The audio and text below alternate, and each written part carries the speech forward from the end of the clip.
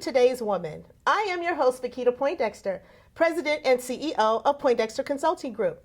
As a certified management and human resource consulting firm, we are committed to providing the total human resource infrastructure your business needs to succeed in today's complex work environment. I'm excited as my guest today is Leah Pinto, President and CEO of Corporate Alliance Strategies, a leading property management services company servicing clients throughout the Southern California area. Leah fully understands that first impressions count, and it is essential that your employees work in a safe, clean, hygienic, occupational environment. With her wide variety of services, private security, landscaping, and janitorial, she is able to offer world-class property management services so business owners can focus on the day-to-day operations and their clients.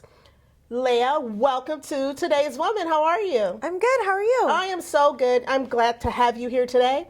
So listen, we're just going to sit back and have some good old girl conversation. Is that all right? Yes. Okay, so let me just start by asking, tell the audience and a little bit about Leah Pinto. Okay, I'm 33 years old. I am a mother of two, and I am balancing working as a CEO in Southern California. We have about 100 employees, and also I'm in the Riverside Sheriff's Academy, almost in completion with my post certificate. Okay, so wait, let me make sure I understand this correctly. Because, you know, we as women, we tend to juggle a lot, correctly? So, CEO of an organization in Southern California, and you said private security, landscaping, janitorial. Just private security. Okay, just private security. 2 children, you said? Yes, ma'am. Under the age of, how old are they? 6. So 2 babies under the age of 6. Yes. And the Sheriff's Academy? Yes. Okay, what made you decide to join the Sheriff's Academy?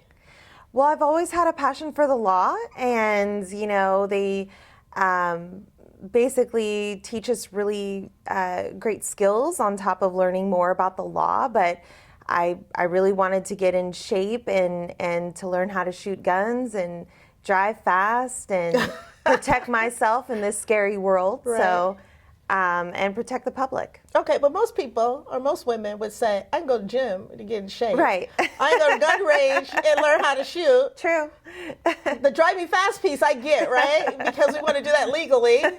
Yes. But, I mean, just the Sheriff's Department, you know, what as a woman, as a mom, you know, we know that it's challenging. What's that driving force to ultimately be a sheriff? I'm assuming that's what you want to do. Yes, you know, I do want to be in law enforcement. I just feel like, you know, there are heroes, and I would like to be that for my daughter, for, you know, our community, help make it a safer place. And additionally, it teaches you that discipline, you know. It kind of gives you those shock factors, Right. you know, and things that we don't really realize are going on. It makes them more real. Mm-hmm. So it was a reality check, and I'm loving every moment of it. I wouldn't trade it for the world, but very much different than the gym. You know, they kind of Sure. force you to do some things that you wouldn't be doing at the gym physically, Right. using muscles that you probably would have never used. So Or never knew existed, right? Exactly. Right. Okay. So tell me, how are you going to continue to run Corporate Alliance Strategies and be a sheriff? yes, well, I feel like they coincide together. A lot of times in private security, we are working well with law enforcement.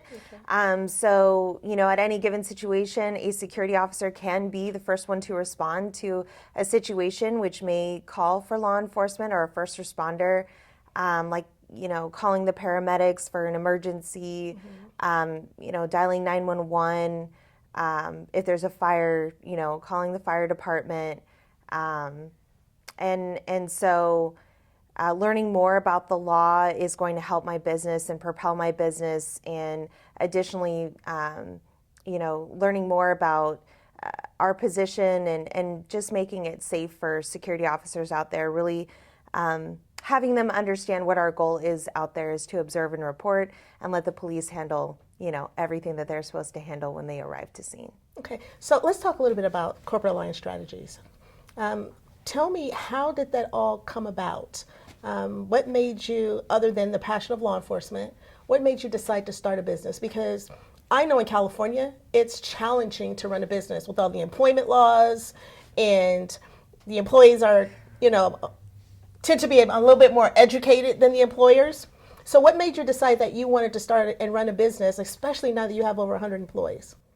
Sure. Well, I, came from hospitality. Okay. And so I was in management and a supervisory role, and obviously not to this capacity. Sure. So just always wanting to improve and grow. I think that's important, setting goals for myself. So when I saw the opportunity arise to start my own business, I took the opportunity, and, I've had a great HR consultant to help me along the way with navigating through all those employment laws and doing business in California. So it is very difficult. I certainly won't downplay that. But it is important for our economy, and I think it doesn't deter me in any way that it's a challenge. Sure. So what, speaking of challenges, what have you found to be most challenging in running the business? There are a lot of challenges, finding the right hires, putting the right people in the right positions is a constant battle. Time management, making sure we're in compliance, cash flow, things I think any business has challenges with, at least in the beginning stages. And just keeping that consistency, making sure that the morale is high for our office staff when things get stressful. And, it just seems like every challenge that we receive, we overcome. We adapt and overcome based on our core values as an organization. With our team, there's nothing we can't handle. Tell me about, what are your core values? Our core values at Corporate Alliance Strategies are integrity, image, and leadership. And how did you develop those? What made you pick those three qualities to be the core values of your business? Well, values, when you value something, it's part of your beliefs. Right. So, if your dad, doesn't like laziness, then he values hard work. Right. And for us, we value honesty. So integrity was, up there with the three core values. Sometimes people can make mistakes, but if you're honest, a lot of times we can move forward. We can't move forward with a person who lies, or is dishonest. Mm-hmm. As far as image, it's not all about the way that you look, but definitely how you present yourself. And, as far as leadership, we want to hire people who can make good decisions, based on themselves, based on our company, and of course, based on our clients. True. So one thing that you did talk about was, the morale. We talk about that in the HR world as having a good culture in your business, right? Yes. So you set the tone and the culture for your business. How do you maintain your morale, and who helps you to maintain your morale with being in the academy and running the business? Because, running the business has its own set of challenges. Being in the academy, obviously using muscles that we don't even know that we have, right, brings on a whole nother set of challenges. How do you keep your morale up? That's a great question. It causes for change, constant change. The gym can only work so much, getting massages, self-care, taking time for myself, if I feel I need a break and, things have become too stressful, I can, escape and go grab a cup of coffee and have my thoughts to myself. So I love music, and talking. I don't keep things inside and, Sure, and let them boil, because I know that can be detrimental to my business and to my team. So I just talk it out and make sure that everything's out on the table. I do believe in transparency. Yeah, that's good, because I think so many times we as women, we feel as though if there is an opening on our plate, we got to find something to put that there. So that's true. Who are some of the people that you look to for guidance and mentorship to say, I'm ready to pull my hair out. These employees are driving me up the wall. These kids, I just can't handle it anymore. This massage isn't working. I don't want to go to the gym. So who are some of the people that you look to help, keep you balanced? Oh, Because there's sure. only so much coffee can do. That's so true. I have a sisterhood with NABO IE. It's a national organization and I sit on the board. So that has been an amazing organization for me, National Association of Women Business Owners. And NABO has been an amazing tool for me just to we have monthly meetings, and so I go there and I'm able to talk to other women business owners who are having the same challenges, and it's an amazing feeling to just be transparent with them and kind of let it all out on the table in a safe place where things are kept confidential and you can laugh and and learn Right. so it's constantly about learning and improving, and what has worked for me may stop working for me. And so getting those ideas from other women business owners on how to decompress and, relax and, just come bringing those ideas to the table for each other. And that's really helpful for me. I think it's really important that as women, you do have a sisterhood. You need to be able to have a group of women that you can sit down and be totally transparent with, because, sometimes we as women, we like to create the appearance that we have it all together and that Sure. nothing's bothering us and stuff like that. So, tell me, when you're starting to look for your sisterhood or your tribe, as we call it, what are some of the characteristics that you're looking for in order to bring that support system around you that is so crucial for women in business?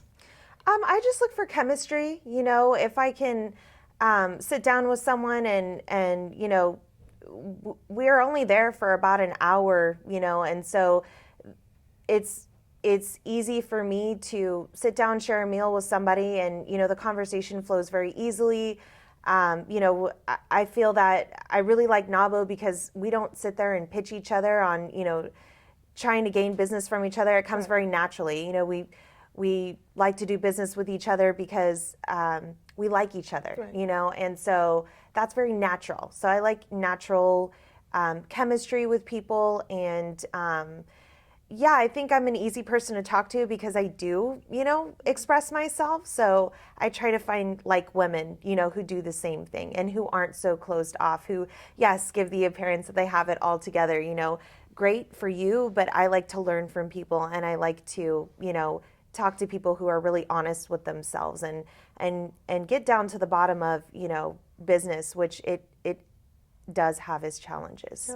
Yeah, because with business, even with any organization, I love NABO as well. We do business with people that we know, like, and trust.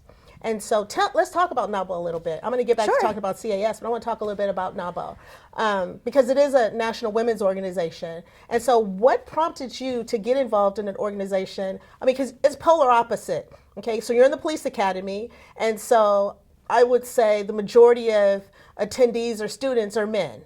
Okay, now you are running a business that's in a male-dominated industry, but then you join an organization that's all about women. And so what prompted you to get involved with NABO versus getting involved with an organization that deals with security or law enforcement? I had tried and failed to become a part of other organizations for business owners. The feeling just wasn't right. I didn't like the atmosphere and the ambiance when I had attended those meetings. It didn't give me what I was trying to get out of it. So I kept on looking for something. The first meeting that I had attended NABO, I actually, heard a few guest speakers that really sold me.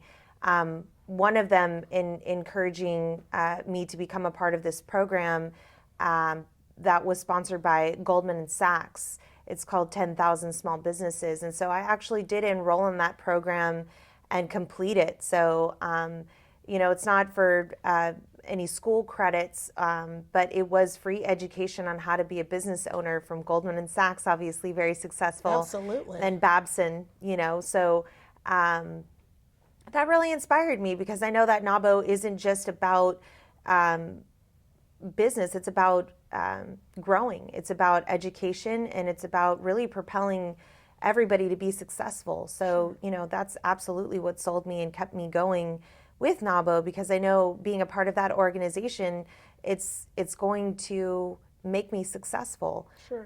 and more successful. So there's no ceiling. That's how I feel. Well, that's good. So let me just ask a question.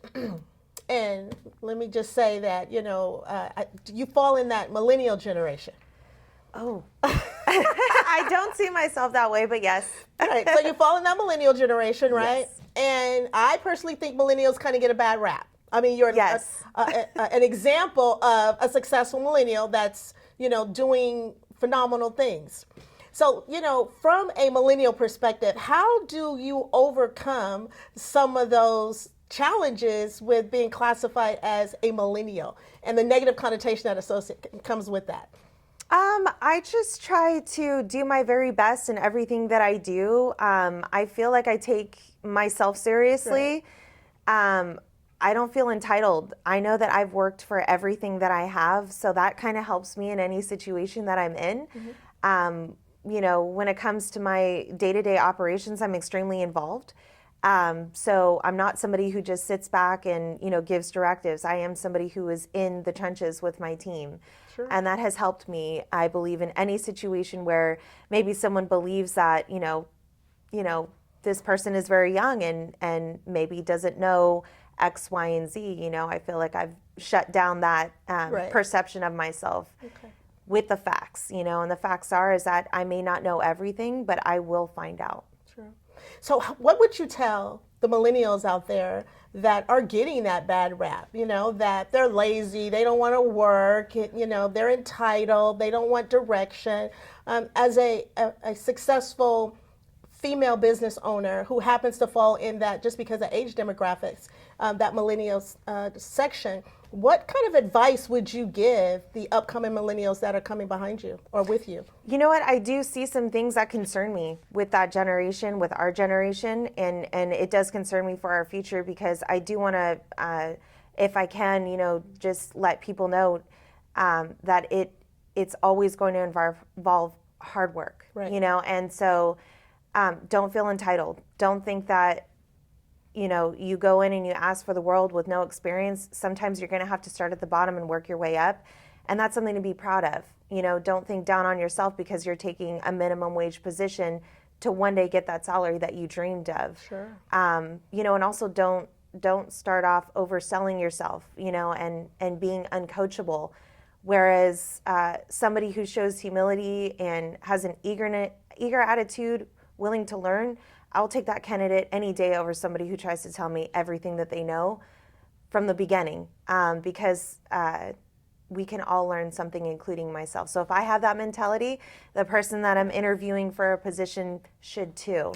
And being young, I think that's what the workforce needs, is that energy. Right. So to come in kind of already with that perception of, hey, I've earned this, is concerning. So go in with a positive attitude, be prepared to work hard, be prepared to take, initially something entry level financially. And hey, if you work hard, you'll probably get a raise. And just always be positive and willing to take directives. Don't feel like you're smarter, right, than the person who's above you, because maybe you're faster at technology, but that person has years of experience on the job. So there's always something to learn. I think it's important that people, especially women, be just their true, authentic selves, instead of something else. So let me get back to CAS. That's the acronym for Corporate Alliance Strategies. Yes. Tell me, in the position that you're in now, what is it that you do as a businesswoman to give back? Tell me, how are you bringing up that next generation of women business owners? Well, I feel like I take the time to talk to people, talk to women. If anybody asks me questions about my business, like I said, I believe in transparency, so I let them know that they can do it. I let them know, irregardless of whether they feel it's a male-dominated industry or maybe they don't have the finances to do it, here I can connect you with somebody who can help you with that type of thing. So especially with NABO, we have a connection to so many different women who do so many amazing things. Right. And everybody's willing to help. So I just always give them that hope and make sure that they know that they can do it. Absolutely, they can do it, and not to give up. You know, I'm a mother of 2 daughters, so I'm always going to tell them that same thing. And anybody who's looking forward to doing business, especially in the state of California, is up for some challenges, regardless of what gender they are. Sure. You know, so making sure that they know first and foremost to believe in themselves, and not take no for an answer. You know, that first person says no, keep going. Right. What's your typical client like with CAS? Who's your typical client, if you're able to discuss that? Sure. Yes, typical clients are property managers, business owners who are experiencing some challenges with their businesses, whether it be that they're having break-ins, people experiencing vandalism at their properties. You know, homelessness is a It's on the serious rise. issue. It is. So, you know, with the homeless community, sometimes mental illnesses are a part of their community and can make it challenging for people who are approaching them, and sometimes unsafe without the proper training. So we really are mainly servicing shopping centers where the public are going as patrons, you know, whether it be an Right. outdoor mall or going to the grocery store, and making that, you know, free of unauthorized, you know, persons, to make it easier for people who are actually conducting business there, or, you know, doing some shopping, you know, a safer environment. And so, you know, there are some clients who are in the building processes of their businesses. So obviously we need to keep them free and clear of any unauthorized personnel and make sure that we keep it secure at all times. So what's your strategic growth plan for the company within the next 12 months? Where do you see the company in the next 12 months? While you are continuing going through the academy and applying for various sheriff's departments? Yes, well, we have an amazing sales department, and with that, we get referral business. So because we do so great and we care about not only our employees but our clients, you know, I think it's very easy for us to expand and triple in growth. Sure. So that's where I see ourselves tripling in growth in profits within the next 3 years. I feel like we can obtain that goal, and just keeping consistent, making sure that, you know, we are compliant with the California federal law, and we really pride ourselves in doing business the right way. So I think that when you have a company that cares about that and cares about their employees, cares about their clients, that it's a win-win, because you know, as a business, especially for a business, you know, facing some of those challenges with break-ins and crime, that they really need good security. So, and we're willing to provide that. So what's in store for Leah within the next 6 or 7 months? I am going to enroll my daughter into school, and it's a very big decision. She's actually going to be bilingual. Oh, good for her. She's going to a dual emergent program, so we're very excited to enroll her in that. And I plan on getting hired with a police department, sheriff's department, that is going to utilize, you know, problem-solving skills and everything that I've learned thus far in the Sheriff's Academy. And as for our business, I plan on growing our team, and making sure that they're set when you know, they have HR questions, or you know, they're trying to find the right person for the right position. You know, I want to be able to give them those tools to be successful and make the right decisions on behalf of the company, and you know, empower them. Exactly. Okay, so tell people how they can get in contact with you if they need security services for their businesses, because, you know, with all the women businesses owners out there, they all run businesses. And so as we talked about, you know, the homeless crisis and, you know, break-ins and crime rate is going up, how can they get in contact with you if they needed security services? Yes, well, they are going to contact my corporate office. That telephone number is 877 888-777-7487, and they can dial extension 1, normally leaving a detailed voicemail. My direct extension is 706. They can certainly call me and contact me and leave me a detailed voicemail if I'm unavailable. And my email address is lpinto, Pinto, at calstrategies.com. That's calstrategies.com. They can also just look at our website just to get a feel for our organization. It has details about what we offer. So that's going to be www.corporatealliancestrategies.com. Sounds good. Well, Leah, I just want to thank you for being our guest on Today's Woman. It is a pleasure. Congratulations. We wish you all of the best successes as you continue to protect us. Thank you. And, you know, like we tell our military and our firefighters and police officers, thank you for your service. I want to thank you for watching this episode of Today's Woman. I hope you found it informative and entertaining. As a certified management and human resource consultant, my goal is to assist clients to reach their goals more efficiently and effectively by providing them complete HR services. If you have any questions regarding management and human resource issues, please feel free to reach out to my office. Again, thank you for watching this episode of Today's Woman.